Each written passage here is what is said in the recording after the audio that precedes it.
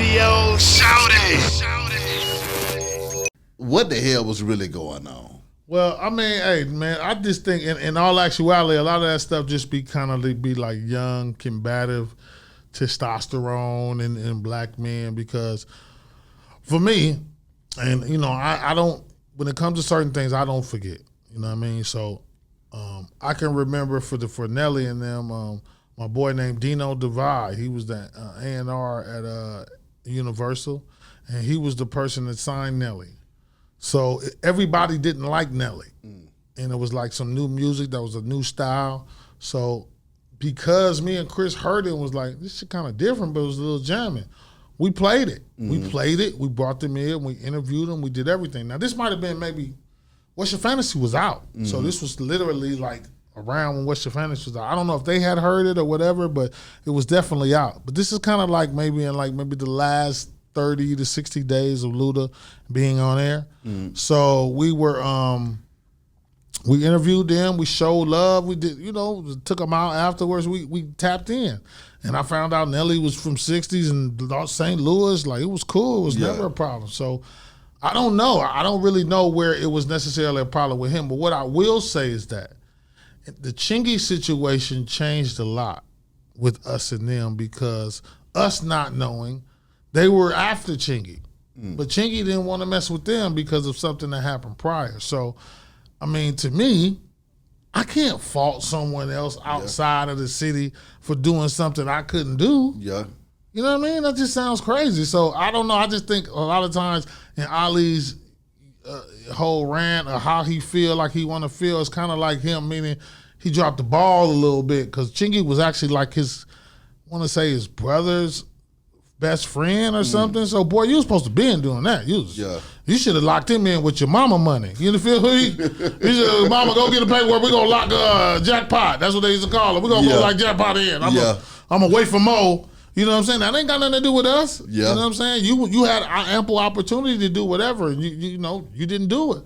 So when we came and just the attention that came with Chingy, it was huge, and especially in their market. So everything that became all about Nelly now became about maybe Chingy and Nelly. So that kind of, you know, maybe to put a little something in their pocket because, you know, the Lunatics was an act as well. So maybe they, you know, I don't know. But, I mean, hey, salute. I tell Ali every time I see him, what's happening, Hood? Exactly. You know, I ain't never got no problem. But what I know in all actuality, me, Kiwan, and Mo, Nelly, are cool. I just seen Nelly literally maybe 2 weeks ago at the car wash in Hollywood. You know what I'm saying? We talked for about 30 minutes, and he actually was talking about Ali and the kind of rift that they got going on now. So, I mean, I don't know. Maybe he just venting, man. I mean, get it off, you know?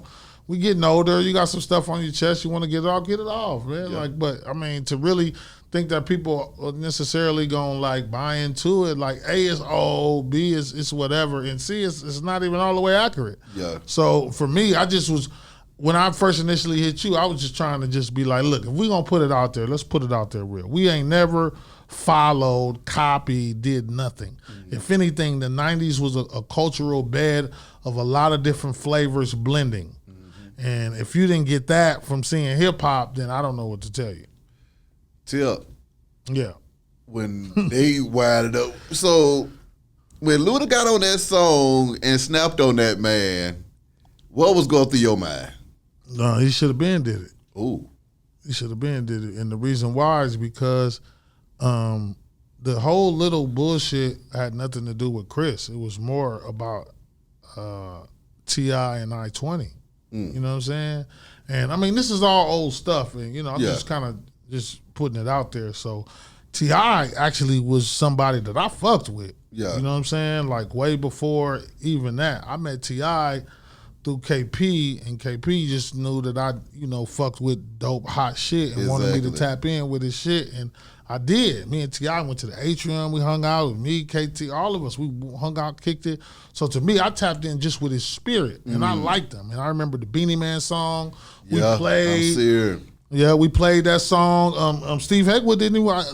If you ask Steve Hegwood, he'll tell you right now to this day that they didn't like that record. You know what I'm saying? Now, why they didn't like it?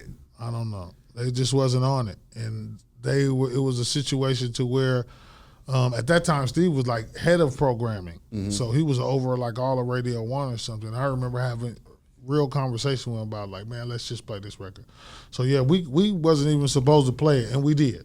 And we still showed him love, and again, I fucked with him. So I just think the whole kind of situation with him was something that kind of maybe other people and fueling kind of led to and made it Chris. So Chris kind of just got fed up and just aired it out. But in all actuality, it was jabs that had went on for the longest. 24 is about Ludacris. I mean, Oh, I ain't had no clue that was about Luda. you know, it's some jabs in there. I think it's about a couple other people, but it is. And guess what? Shit jamming. You know that. You know what I'm saying? Shit jamming. So it wasn't a situation, but in hip hop, people do that. They put out dope shit and they come back and that just makes somebody want to do it. But Chris is one of those type of people who's like, I ain't even gonna go because I don't have a problem with him. Yeah. You know what I'm saying? Like, why am I gonna talk about something I don't even? This is I-20 shit, really. Yeah. And it's really all bullshit because in all actuality, it really shouldn't have even been a problem because it was about a battle on the radio. It was. You know what I'm saying? Like, come on, man. Like, I tell people all the time, T.I. won the battle fair and square. Yeah. He ate 20 up. Yeah. On his birthday. It was his 20th birthday. It was terrible. I felt so bad for 20. 20, what's up? You know I love you. But look, it was terrible. But it was real. It's what happened.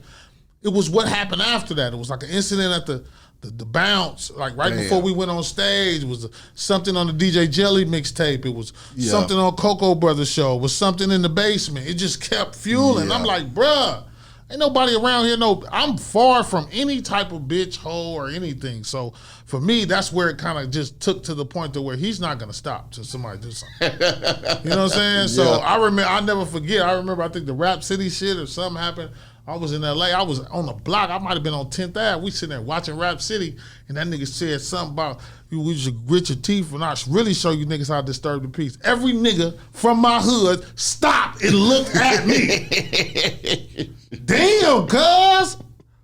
That nigga just went for y'all. Like, this was like heartbreaking. I was like, oh my God.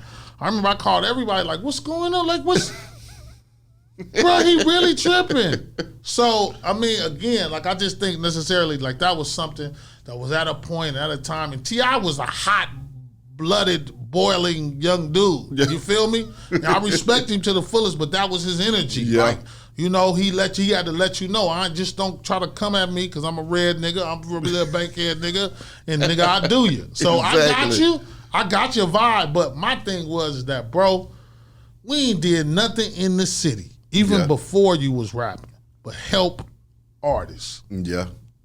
We the last people to even try to come at or come to because we made sure outlets was there for the city when nobody did. People forget, and you can let the people know. Yeah. Before Radio 1 was in this market, you could not hear Lisa rap on a TLC record on V103 because they didn't play no rap. And they had drops that said no rap. So for the culture of Atlanta, I'm just being straight up. I'm here for the culture of Atlanta, what Radio 1 did, what Alfred Liggins and Mary Catherine did for the city and the culture was like straight unheard up. Of. Yeah. You know what I'm saying? And this, you know, they took Ryan. Ryan was the biggest jock on V. Yeah. So it was at that point, what they were doing and what they were setting up for the city and for the people and the artists that was to come was really something that everybody got to necessarily pay homage to now, because there's not a station in Atlanta that's not playing hip hop. It's 5, 4. I've heard stations. I'm like, God damn. I didn't even know. So to me, it started at 1 and it definitely grew, but somebody had a vision. Alfred, Mary Catherine, Alfred's mom, Kathy Hughes, they had a real vision of what they kind of wanted to do in this market and in the city, and it did nothing but flourish. Great musicians, great artists. But, you know, we had that platform because I don't know where you heard people like Pat the Great on the radio and Kilo and what's my boy name? Money Red. You wasn't hearing stuff like that until Hot came. Jerry Smoking B and DJ Jelly. Yeah. These were people that you might have heard once a week, maybe 30 minutes. You know, when Jerry was at Hot. But now you was hearing this stuff all the time. It was kind of transition, helping your ear, helping you really be able to attach to certain things that you grew up now you're doing. Facts.